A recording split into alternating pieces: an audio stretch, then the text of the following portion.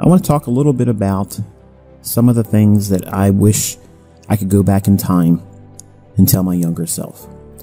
Now, the way you can use this for yourself is take what I'm saying with a great deal of appreciation, because I weathered a lot of storms financially and personally to get to what I know now. And you may be a very young person or an older person just now getting involved in the markets.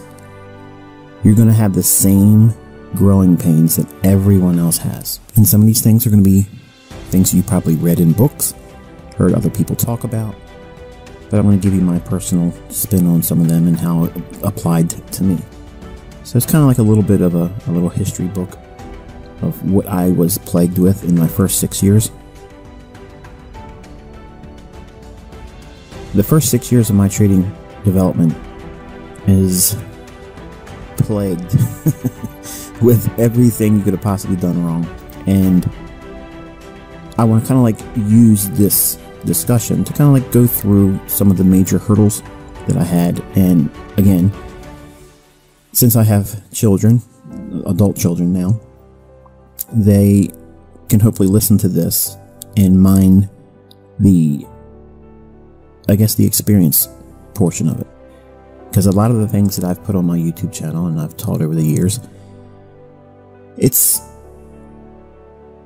heavily technical. There's a lot of things that are going on in the chart, and I am always accused of being long-winded. And again, if you're not into really understanding what is most likely going to plague you, if you just want to go through it yourself and have all that experience, have at it and don't even listen to this video. And there's no harm in you not listening to this part. You could really just say, okay, I'm just going to wait to part 2, but it's meant to be a resource for you to glean experience from without having to go through the suffering portion of it. So if I were to go back in time and I could sit at a table and talk to my younger self, what would I tell him or me where to focus? What should I, as a younger person, focus on in my development as a trader? First thing, don't seek the approval from others. Right away, that's the #1 characteristic of a successful trader. Now, you might not agree with the things I'm going to say in this episode. I'm just speaking from my own personal walk and the things that I had to endure. When I first started, the first people that I looked to get approval with was my family. And I love my family, both my immediate and extended family, but none of them shared in my excitement. They gave me all the reasons why it was a poor decision. It was a bad idea to get involved in it. I'm going to just lose money and just accept working for the rest of your life. And that was simply not in the cards for me. I just didn't want to do that. So you don't want to seek approval from your family, because they're not going to understand what you're trying to do. They're going to give you all of the heartfelt reasons why they're going to try to protect you from yourself when they don't really understand what it is that you're trying to do or learn. Don't seek the approval of your friends. #1, your friends are only going to be interested once you start making money. When they start seeing the changes in your life, then and only then will your friends be on board with it. Your friends, much like your family, really don't feel comfortable with you being successful, because if you tell them what you're going to do, then you get to the point where you succeed at it, you act like a mirror for them, and they will always look to you as a reminder of what they failed to pursue in their own life. So again, don't try to seek the approval of others, family first, and friends, because it doesn't work out. Third, don't go to work and tell your coworkers that you're going to be quitting your job soon. I made all those errors, okay, and many times I've shared the low income, high hour, heavy workload job that I was doing as a young man when I was beginning this journey. And I just don't think that it's a good practice for anyone to go to work and tell their coworkers. #1, they're going to be giving you, again, all the worst feedback you're ever going to hear. Yeah, right. You'll be here with me the rest of your life. You're going to retire from here. All those things. Okay. So when you get this feedback from your coworkers, you're going to hate going to work even more, because you might have liked going to work to some degree and hanging out with the people you work with, talking about sports, talking about movies, talking about the opposite sex. All these things that you had a common, I guess, agreement on or an interest in will start having a great divide, because you're going to look at them as a source of annoyance, and they're just going to look at you as you're pipe dreaming, and you're not going to get to where you're going, and it's going to be fun for them to watch you fail. And you don't want to have someone constantly, poking you every day. Looks like you're still here. I guess I'll see you to work tomorrow. Those types of things is what I had to endure. So don't tell your coworkers what you're going to be doing. Don't tell your boss what you're going to be doing. You're going to basically fire your boss and fire your coworkers when the time is right. But you don't want to broadcast it, because all it's going to do is provide them a timeline when they think you should be doing it and tease you the entire time. So your family's going to constantly give you heartfelt advice of why you shouldn't do it. Your friends are going to say, I'm not really interested, but if you get successful, I might be interested then. So why tell them? Your coworkers are going to give you every negative thing because they hate their life too. They're at the same place you're at, yet you're trying to escape.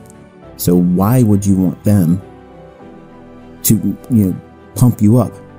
That's what we do as humans. We want to have our peers say, yeah, that's a good idea.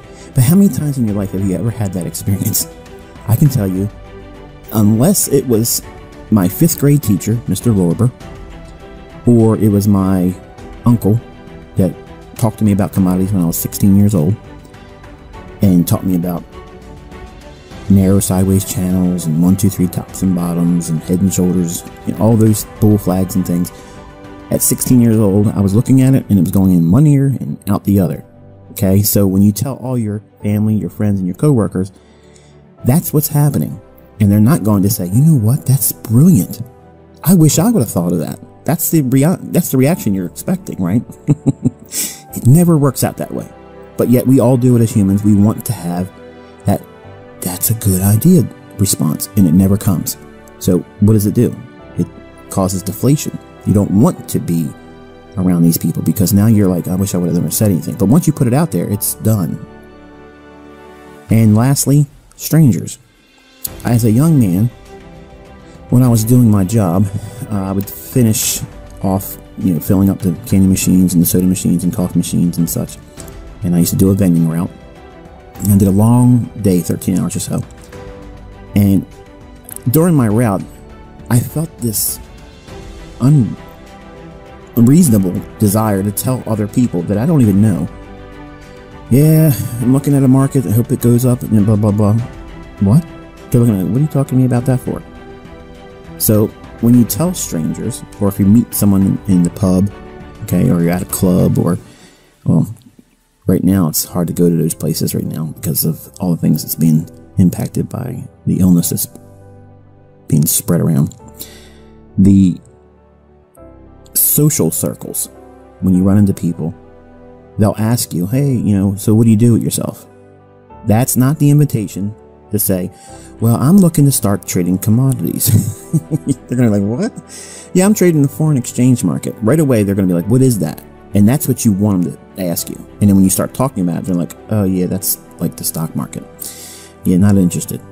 Or they're interested and they want to know how much money you made, and you can't tell them that you made any money. You're just now starting.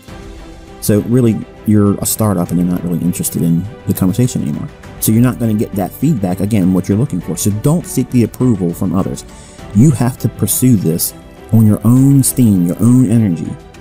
And if you have any dependency on an outside source, be it any one of these 4 groups, family, friends, coworkers, or strangers, to give you that nudge, that little bit of a pat on the back that you're doing the right thing for yourself, you're going to struggle, because in trading, You got to be there to make the decisions whether anyone agrees with you or not. And when you make money, you reap the rewards of that. But when you lose it, and you will, you have to be able to endure that and not feel the compulsion to go to someone and say, hey, look, I just lost a lot of money. That's the same thing. Don't turn to anyone else and say, I made a mistake today, help me feel better. You have to endure that. And if you're going to start your journey with this mindset of seeking approval or support outside of yourself, this is going to be a very hard journey for you. So you have to prepare yourself to seek your own approval by your own study and your own development. Reward yourself when you do it right. And when you do it wrong, give yourself permission to be wrong and allow yourself to grow. Next, learn risk management well and make that your initial, very first thing that you want to master. So you're controlling your impulses to stop telling everybody your business, okay? It's your business. It's not their business. So stop giving your business to someone else. Next in line, it's the risk. You have to understand what you're getting involved in. If you're going to be trading with live funds, you are losing money. That's a 100% guarantee you are losing money. There is never, ever going to be a trader that starts and never has a loss. My very first trade was a loss. I lost 50% of my account. Find your unique model and grow from it. Don't tweak it too much. Once it's profitable, stick with it. You will become wealthy.